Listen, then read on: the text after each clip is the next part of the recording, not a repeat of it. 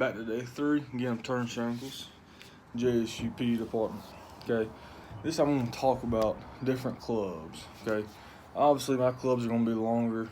I'm 6'6", so they're gonna be longer than juniors or even got people that are 6 foot, okay? Good thing about golf, everybody can play it. I got a guy that plays at West Kentucky, he's like 5'7", so you don't have to be big and strong to do it. You just gotta be good at it, and it takes a lot of practice. All right, we're gonna start with the driver, okay? Everybody can see the golf head. This is called the shaft. You got the golf head, it's a little bigger, okay?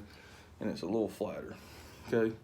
As you can see, I got an 8.5 loft, which means it's not gonna go as high. Remember, putter's 2 or 3, somewhere in there, okay? And my wedge, right here is a 60, you can see. If I lay it straight, see the difference there? Use a driver off the tee box on par 4 and 5, not on par 3s really, unless it's like a really long one. So you get your driver, and I'm gonna go to iron, okay? I got a 7-iron, okay? These normally used from, I hit mine about 180 yards, 185, somewhere in there.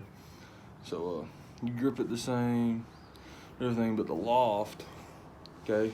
I'm gonna compare it to the wedge again, okay? You can see the loft different. This is gonna go farther than the wedge. You don't use these in the fairway or rough, wherever you're at. Then you got the wedge. Again, you've seen this a couple times. You normally use this around the green to kind of pop it up in the air and let it land somewhere next to the hole. The putter, like in yesterday's video, you can tell it rolls real flat. All this does is stay on the ground and roll, okay? So now I'm gonna hit 4 shots, not full shots at all, because all I got is my backyard, and I'm gonna show you the different lofts. Okay, again, swinging one-handed.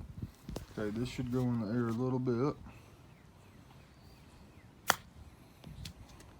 Okay, right there. So that's it for day 3 of the golf lessons.